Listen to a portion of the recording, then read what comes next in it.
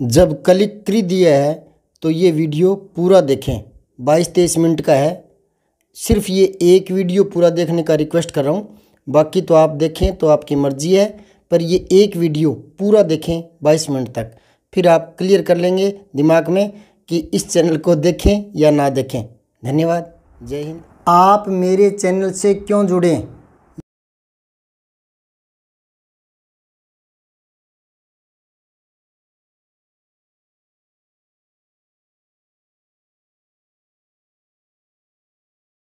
यही देखकर आपने क्लिक किया होगा कि देखते हैं इस वीडियो में क्या है ना। पहले तो मैं इस बात का जवाब दे देता हूँ कि आप मेरे चैनल से क्यों जुड़े, ऐसा क्या है इसमें। तो इसमें अन्य चैनलों से कुछ हटकर मिलेगा, कुछ विशेष मिलेगा, इसलिए आप जुड़ें। कैसे विशेष मिलेगा अभी बताएंगे। पहले यहीं से शुरू कर देते हैं, जो मैंने थंबनेल में लिखा है वहीं से देखें। यही देखा था ना आपने, आप मेरे चैनल से क्यों जुड़े। अब यहाँ जो मेन चीज़ है वो आपको बता रहा हूँ। पहले इसको देखें, अभी मैं आपको दिखा रहा हूँ तब देख रहे हैं शायद। थंबनेल में तो आपने ये चीज़ें नोट नहीं की थी, है ना। अब देखें इस पर, इसको अनुस्वार कहते हैं। क्या कहते हैं? अनुस्वार, अनुस्वार। ठीक है, इसकी क्या भूमिका है ये देखें। मैं एक बार इसी वाक्य को दोबारा लिखता हूँ, इसको देखें। आप मेरे चैनल से क्यों जुड़े, ये तो अलग भाव का वाक्य है, और आप मेरे चैनल से क्यों जुड़े ये अलग भाव का वाक्य है। सारे शब्द एक जैसे हैं, सिर्फ ये अनुस्वार का फ़र्क है। यहाँ मैंने बिंदी लगाई है, यहाँ नहीं लगाई, इतना ही फ़र्क है। और एक बिंदी से कितना फ़र्क पड़ जाता है भाव में, अर्थ में। देखें एक बार, 2-4 एक शब्दों में देखें। इन शब्दों को देखें। चिता, चिता होता है शवशैया जिस पर मुर्दे को जलाया जाता है। ठीक है, अब इसी पर अगर अनुस्वार यानी बिंदु लगा दूँगा तो इसका अर्थ ही बदल गया। ये अलग शब्द हो गया, ये अलग हो गया। चिंता यानी फिक्र, ये है मद। मद होता है घमंड या अहंकार या नशा, मद में चूर है। ठीक है, मद। अब बिंदु लगा दूंगा, ये हो जाएगा मंद यानी धीमा। मंद मंद हवा बह रही है, धीमी धीमी हवा बह रही है। ठीक है, जग, जगत, दुनिया, और जग इस पर अनुस्वार लगा दूंगा तो हो जाएगा जंग। जंग यानी लड़ाई। ठीक है, भजन यानी भजन कीर्तन करते हैं ना, गीत गाते हैं, गीत भगवान के भजन। और अगर बिंदु लगा दूंगा अनुस्वार तो हो जाएगा भंजन। भंजन होता है तोड़ना। ठीक है, रग, ये रगें है ना, कि मेरी रगों में देशभक्ति का खून है ना, तो रग। और बिंदु लगा दूंगा यानी अनुस्वार तो फिर ये हो जाएगा रंग, कलर। समझ रहे हो। तो ये जो अनुस्वार है, अनुस्वार बिंदु जिसे कहते हैं, ठीक है ना, इसको नज़रअंदाज मत किया करें। ये शब्द का अर्थ ही बदल देती है, समझ गए। और शब्द का छोड़ो, कई बार पूरे वाक्य का भाव बदल देती है। अब यहाँ देखो, आप मेरे चैनल से क्यों जुड़ें, ये लिखा था मैंने थंबनेल में, ये नहीं लिखा। इसमें इतना ही फ़र्क है, और बहुत सारा फ़र्क आ गया। कैसे? अगर मैं ये लिखता आप मेरे चैनल से क्यों जुड़े, तो इसका मतलब था मैं आपसे जवाब मांग रहा हूँ क्यों जुड़े मेरे चैनल से, है ना। लेकिन मैं आपसे जवाब नहीं मांग रहा, मैं तो खुद जवाब दूंगा। मैं बताऊंगा आपको कि आप मेरे चैनल से क्यों जुड़े, ऐसा क्या है मेरे चैनल में, है ना। क्यों जुड़े, और ये जुड़े, समझ रहे हो। जो अनुस्वार है वो नाक से बोला जाता है, जैसे मद तो मंद, रग तो रंग। समझ में आ रही बात है, इतना फ़र्क पड़ता है। इसी प्रकार का एक वाक्य और देख लें पहले, फिर आगे बात करते हैं। इन दोनों वाक्यों को देखें, दोनों में एक जैसे शब्द है। इतने इतने, आम आम, क्यों क्यों, खाए खाए ना। अब देखिए यहाँ पर कितना सा बदलाव आया है। यहाँ सिर्फ अनुस्वार का प्रयोग कर दिया और दोनों वाक्यों का भाव अलग हो गया। देखें कैसे। इतने आम क्यों खाए, मतलब मैं पूछ रहा हूँ क्यों खाए इतने आम, मना किया था ना, क्यों खाए, इतने आम, ठीक है, मैं पूछ रहा हूँ। अगर ये बिंदु लगा दिया तो ये फिर किसी से पूछ नहीं रहा हूँ। अब इसका अर्थ यूँ होगा, इतने आम क्यों खाएं? नहीं खाता इतने आम, एक ही खाऊंगा, क्यों खाऊं इतने? समझ रहे हो? इतना फर्क पड़ जाता है।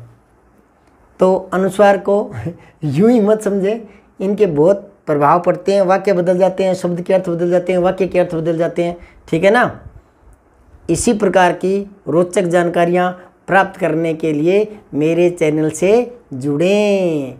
यही मैंने थंबनेल में लिखा है कि इस चैनल में आखिर ऐसा क्या है, मेरे से क्यों जुड़े, क्या है मेरे चैनल में, तो यही बता रहा हूँ। अन्य चैनल से ये थोड़ा सा आपको भिन्न लगेगा, ठीक है ना, इसलिए जुड़े आप। तो ये जो थंबनेल में मैंने लिखा था, ये वाक्य नहीं लिखा मैंने थंबनेल में, ये लिखा है, और इसका मतलब हो गया कि मैं बताऊंगा आप क्यों जुड़े, क्या है मेरे चैनल में, ये बताऊंगा। और अगर ये लिखता तो फिर इसका अर्थ होता कि आप क्यों जुड़े मेरे चैनल से, क्यों जुड़े भी आप मेरे चैनल से, है ना, समझ रहे हो। तो नई नई जानकारियों के लिए आप जुड़े हैं, ये मैंने आपको बता दिया, और भी जुड़ें, औरों को भी जोड़ें, ठीक है। एक बात और बताऊं कि मेरे चैनल से क्यों जुड़े हैं या क्यों जुड़े आगे भी, इसलिए जुड़ें आप, मैं रिक्वेस्ट करता हूं, इसलिए जुड़ें कि मेरे चैनल में मैं जो कुछ बताऊंगा वो बिल्कुल समझाने का प्रयास कराऊंगा। औपचारिकता नहीं है, फॉर्मेलिटी नहीं है कि मैंने बता दिया, समझ में आया तो ठीक है, याद करो तो ठीक है, याद नहीं करो तो आपकी मर्जी, ऐसा नहीं है। मैं समझाऊंगा तो मैं याद भी करवाऊंगा और उसी दौरान याद कराऊंगा। क्लास में भी जब मैं पढ़ाता हूँ तो कभी ये मेरे दिमाग में नहीं आती कि जो मैं करवा रहा हूँ वो बच्चा घर पर याद करे, नहीं, मुझे विश्वास नहीं है घर पर पढ़े या ना पढ़े। और मैं तो ये चाहता हूँ कि घर पर भले ही खेले, मैं जो 1 घंटा, 1.5 घंटा, आधा घंटा, 40 मिनट जो भी बता रहा हूँ उसी को ध्यान से सुन लेगा तो कम से कम हिंदी तो बच्चे को घर पर नहीं पढ़नी पड़ेगी। मैं मेरी मौजूदगी में याद करवाता हूँ, भले ही मुझे कई उदाहरण देने पड़े, भले ही मुझे मारवाड़ी में समझाना पड़े, लोकल शब्दों में समझाना पड़े, और मैं तो ज़्यादातर समझाते समय मारवाड़ी का ही प्रयोग करता हूँ। यहाँ इस चैनल पर तो फिर भी मैं हिंदी बोल लेता हूँ थोड़ी बहुत है, वरना जब मैं रूटीन में पढ़ाता हूँ क्लास में तो हिंदी के शब्द तो बहुत कम निकलते हैं, मारवाड़ी में ही समझाता हूँ और उसी में बच्चों को समझ में आता है। कई बार तो बच्चे यूँ कहने लगे थे कि मारवाड़ी में हिंदी समझाने वाले गुरुजी, तो ये ठप्पा लग गया था कि मारवाड़ी में हिंदी समझाने वाले गुरुजी। तो बात ये है कि जो मातृभाषा होती है, अपनी जो क्षेत्रीय बोली होती है ना, उसमें ग्रहण करने की क्षमता ज़्यादा होती है। इसलिए तो सरकार चाहती है कि बच्चों को मातृभाषा में पढ़ाया जाए।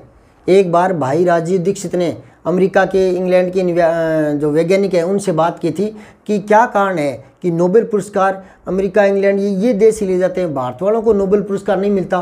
तो उस वैज्ञानिक ने बताया था कि आप यानी भारतीय लोग अंग्रेजी में शोध करने की कोशिश करते हैं, अपनी खुद की मातृभाषा में नहीं करते, और मातृभाषा में जो शोध किया जाता है वही अंतिम परिणाम तक पहुंचता है, उसमें ही ज्ञान प्राप्ति होती है, उसमें बहुत कुछ सीखा जा सकता है, बहुत सारे शोध किए जा सकते हैं, बहुत ज्ञान लिया जा सकता है।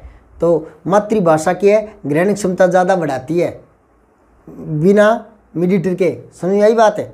तो कहने का मतलब ये है कि मातृभाषा में ही कैचिंग पावर ज़्यादा होती है। और शिव पूजन सहाय ने अपने एक पाठ माता कंचन में लिखा है कि क्षेत्रीय बोली के जो शब्द होते हैं वो भाषा में सजीवता लाते हैं, सौंदर्य बढ़ाते हैं। चलिए ये बातें तो होती रहेंगी, आपको 1-2 बातें और बता देता हूँ। कई बार क्या है कि शब्दों का जो क्रम बदल देते हैं तो भी उसका अर्थ बदल जाता है। जैसे कौन जाएगा, इसका मतलब क्या है, कोई जाएगा, ठीक है, और वो पूछ रहा है कि कौन, है ना, कौन जाएगा यानी कोई जाएगा। अब ये पहले ले आओ, जाएगा कौन, इसका अर्थ है कोई जा नहीं पाएगा, जाएगा कौन, आगे भूत बैठे हैं, ठीक है। तो ये थोड़ा सा बदलते ही और अर्थ बदल जाता है, क्रम बदलते ही। और कई बार क्रम ना बदलो भले ही तो भी अर्थ बदल जाते हैं। कैसे, एक उदाहरण देखें। दिल्ली जाना है, ये वाक्य सही है क्या? आप कहेंगे हाँ सही है, इसमें क्या गलती है ना। ये वाक्य सही नहीं है क्योंकि ये वाक्य पूर्ण ही नहीं है।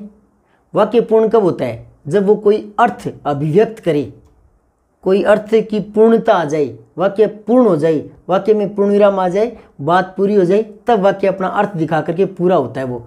तो यहाँ पूर्ण विराम तो मैंने लगा दिया, लेकिन ये वाक्य कोई अर्थ नहीं स्पष्ट कर रहा। कैसे, आप बताओ। दिल्ली जाना है, क्या अर्थ हुआ इसका? अगर मैं कहूँ दिल्ली जा रहा है, तो इसका तो अर्थ है कि अब वो जा रहा है, लेकिन इसका क्या अर्थ है? दिल्ली जाना है, अब वो जा रहा है या जाना शुरू करेगा, या दिल्ली जाना है, किसको जाना है? मुझे जाना है या आपको जाना है? दिल्ली जाना है, कोई स्पष्टता ही नहीं है।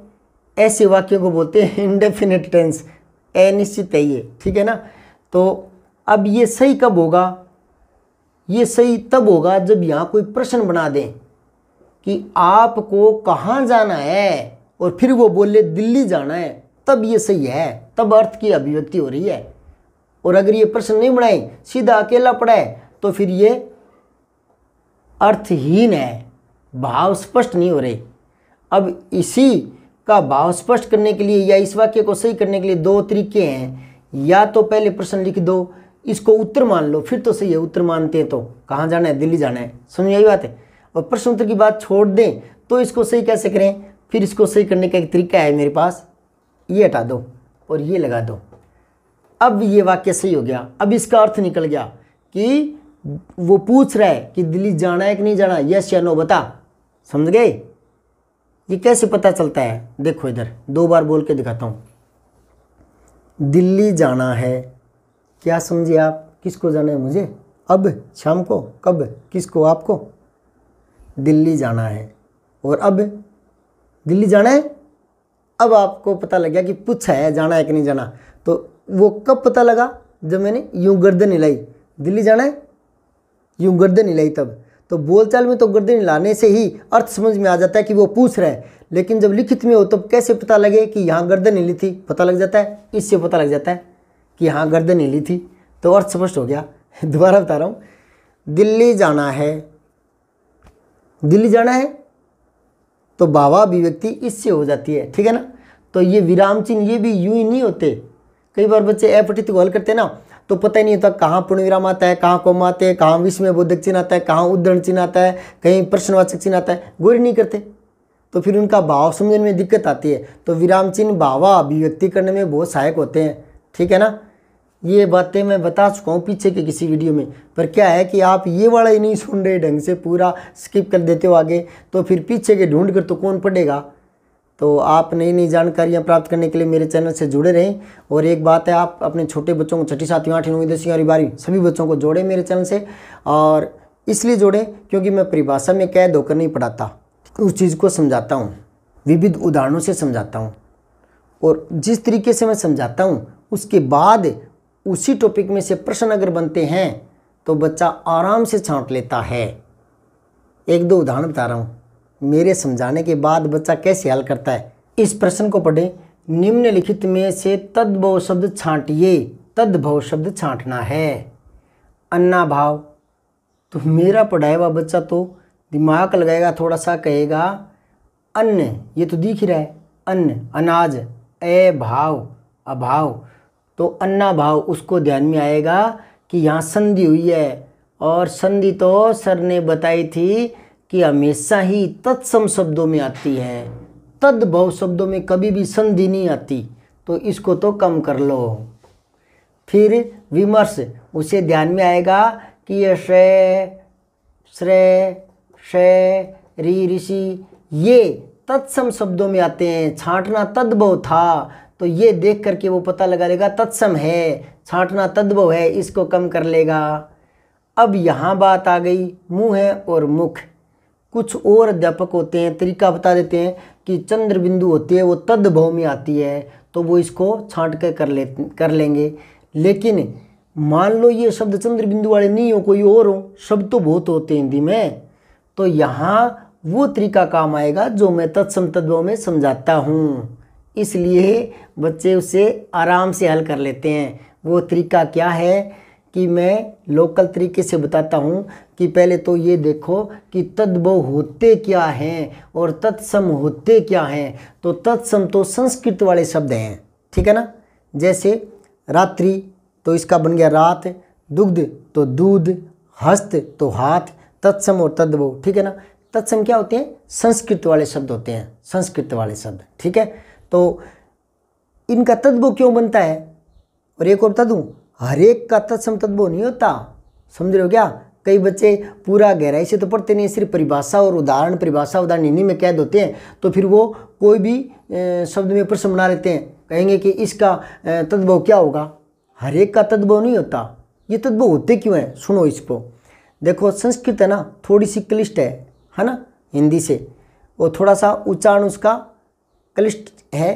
तो जो शब्द संस्कृत के हैं उनको बोलने में थोड़ी दिक्कत आती है, तो वो बार बार बोलते हैं, तो सुगम तरीके से बोलना हम शुरू कर देते हैं, तो नया शब्द बन जाता है। कैसे? दुग्ध आ गया, दुग्ध के पैसे दे दो, दुग्ध उफन रहा है, दुग्ध पी लो, दुग्ध ठंडा हो गया, दूध ठंडा हो गया, तो दुग्ध से दूध बोल देते हैं हम, दुग्ध दुग्ध दुग्ध दूध। मैंने तो 1 मिनट में कर दिया, लेकिन दुग्ध से दूध होते होते सैकड़ों साल लगे हैं। भाषा परिवर्तनीय है, बदलती रहती है। पहले संस्कृति, पाली आई, प्राकृत आई, अब भ्रंश आई, फिर हिंदी आई, ठीक है ना। ये होता क्यों है? क्योंकि भाषा खुद ही परिवर्तनीय है। दूसरी बात, परिवर्तन तो पूरी प्रकृति का ही नियम है, ठीक है ना। पूरी प्रकृति ही परिवर्तनशील है।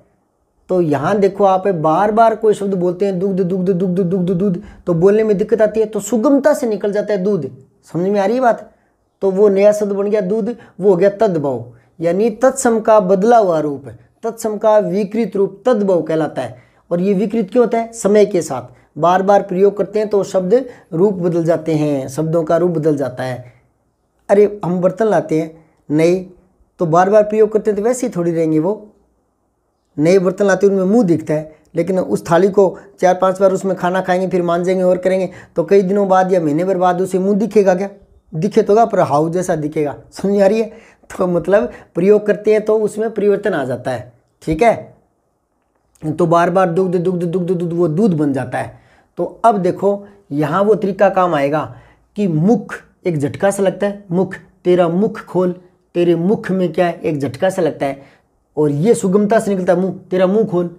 तो मतलब ये बार बार बोलने में दिक्कत आ रही थी, तो धीरे धीरे बदल करके ये हो गया, आसानी से ये निकला। जैसे दुग्ध दुग्ध दुग्ध दूध हो गया ना, तो वैसे ही तो बच्चा उस तरीके से दिमाग लगा लेगा, है ना, बजाय इसको देखे। कहने का मतलब यह है, ये तो आ गया, चलो अनुस्वार यहाँ आ गया, अनुनासिक आ गया यहाँ, पर अगर नहीं आया तो और कोई शब्द होता है तो इस तरीके से देख लो कि तत्सम जो होते हैं ना, वो कम प्रयोग में आने वाले होते हैं, संस्कृत में ही उनका यूज होता है। और तद्भव वो होते हैं जो सुगमता से उन्हीं से बन जाते हैं, ठीक है। उन्हीं से कैसे बन जाते हैं, इस पर भी फोकस रखना है। एक बात को देखो, इधर धरित्री का तद्भव है, तद्भव छांट रहे हैं धरित्री का, तो बच्चा देखेगा पृथ्वी, फिर यहाँ देखेगा धरती, फिर भूमि, तो उसको ये ध्यान में आएगा। लेकिन आगे लिखा उपयुक्त सभी, तो कई बार यहाँ दिमाग खराब हो जाता है कि यार ये है तो एक ही बात है, तो वो ये करके आ जाता है। नहीं, तद्भव होता क्या है? जो शब्द बोलने में क्लिष्ट थे, बार बार सदियों तक बोलने से उनका रूप बदल गया ना, दुग्ध दुग्ध दुग्ध दुग्ध दूध हो गया ना, तो वैसे ही धरित्री धरित्री धरित्री धरती हो गया ना, तो इसी का बदला हुआ रूप होता है ना, वही तद्भव होता है। अब इसमें थ है नहीं, तो थ कहाँ से आ जाएगा नया? तत्सम वो होते हैं जो सुगमता के कारण बनते हैं, तो नए शब्द थोड़ी उसमें आ जाएंगे, नए वर्ण है, और वो भी क्लिष्ट। चलो 1-2 आ जाए, लेकिन क्लिष्ट तो फिर भी नहीं आएंगे। तो भूमि, भू इसमें है ही नहीं, तो कहाँ से आ जाएगा नया, ठीक है ना। तो ये धरित्री का धरती, ये है। इस तरह से थोड़ा ध्यान लगा लें। एक और अविकारी शब्द कौन सा है? अगर यूँ प्रश्न आता है तो मेरे पढ़ाए हुए बच्चे हल करते हैं, देखते हैं वो इस प्रकार से कि आज़ाद, ये तो अविकारी नहीं है, क्योंकि आज़ाद लोग, आज़ाद देश, तो ये तो विशेषण है, और विशेषण तो क्या होते हैं? विकारी होते हैं, विकारी, और ये तो अविकारी है। अब आप पूछो सर विशेषण विकारी कैसे होते हैं? देख लो कोई भी विशेषण, मीठा आम, मीठा है ना, मीठा आम, विकारी वो होते हैं जिनमें विकार बदल आ जाए, रूप बदल जाए, तो मीठा आम। अब आम की जगह इमली लाओ, स्त्रीलिंग शब्द, तो मीठा इमली नहीं होगा, मीठी हो जाएगा, तो मीठा का मीठी, और आम बहुत सारे हैं तो मीठे आम, तो मीठा मीठी मीठे, ये रूप बदल रहा है ना, विकार हो रहा है ना, तो विकारी है। विशेषण तो विकारी होते हैं, और ये विशेषण है आज़ाद देश, आज़ाद लोग, आज़ाद आदमी, आज़ाद पंछी, तो ये तो आगे संज्ञा आ रही है, आगे संज्ञा आ रही है, तो ये विशेषण ही है, विशेषण के आगे संज्ञा आती है। तो ये जो तरीका है ना समझाने का, इससे बच्चा आसानी से छांट लेता है। और इसी प्रकार जो तरीका है ना वो वहाँ काम आता है जब कंपटीशन में 4 में से 2 तो नहीं है ऑप्शन में, इन दोनों में से यहाँ कंडीशन आदि के हैं तो इन दोनों में से, तब वो डीपली समझा हुआ काम आता है। परिभाषाओं में जो सीखा है, उदाहरणों से जो सीखा है, बिल्कुल मैटर का पास में ले लिया, बहुत सारा मैटर रट लिया, बहुत सारा याद कर लिया, उनसे ये वाले प्रश्न हल नहीं होते। और ऐसे ही 1-2 प्रश्न होते हैं जो हमें हजारों से पीछे छोड़ देते हैं, हजारों से आगे ले जाते हैं, वो 1-2 प्रश्न ही। बाकी तो जो रात दिन तैयारी करते हैं ना, पलाथे लगा लगा करके बैठे हैं कोचिंगों में, वो नंबर तो ले आते हैं, है ना, पर जब कट ऑफ जारी होती है ना, वहाँ पॉइंटों में वही प्रश्न तिरा जाते हैं जो गहराई से समझे हुए हैं। तो मैं आपको परिभाषा में बांध कर नहीं बताऊंगा, आपको मैं उस चीज़ को गहराई से समझाऊंगा परिभाषा से बाहर निकाल करके, और तो वो जो तरीका है वो आपको 1-2 प्रश्न अलग करने का रास्ता खोल देता है, और वही 1-2 प्रश्न आपका चयन करवा देते हैं। इसलिए आप मुझसे जुड़ेंगे। मैंने आपके थंबनेल वाले प्रश्न का उत्तर दिया, आप मेरे चैनल से क्यों जुड़ें, मतलब मैं आपको नहीं पूछ रहा क्यों जुड़े, यूँ नहीं कह रहा, मैं धमकी नहीं लगा रहा क्यों जुड़े, मैं यूँ कह रहा हूँ आप क्यों जुड़े, यानी मैं बता रहा हूँ कि क्यों जुड़े, कारण क्या है मेरे चैनल से, इसलिए जुड़े आप, क्योंकि हटकर चीज़ मिलेगी परिभाषाओं से हटकर। ठीक है, देखिए इस प्रश्न को पूरा करते हैं। तो ये तो विशेषण है, अविकारी नहीं है, हमें अविकारी छांटना है।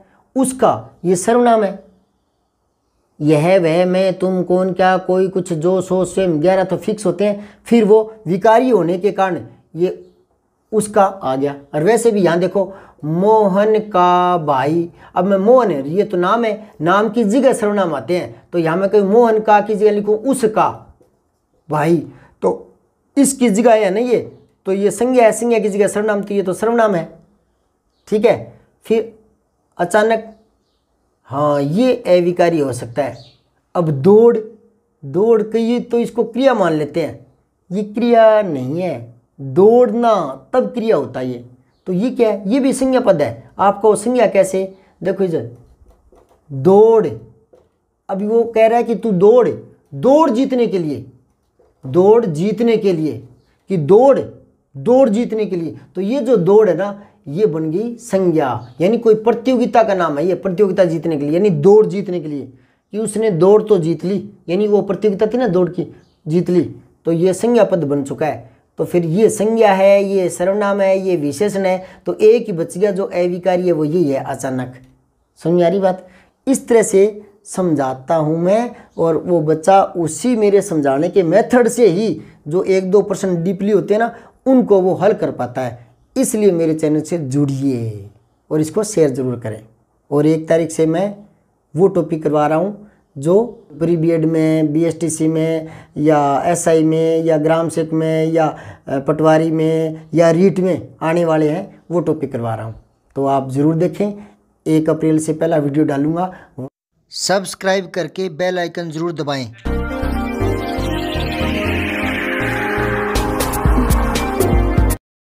जय हिंद, विजय हिंदी।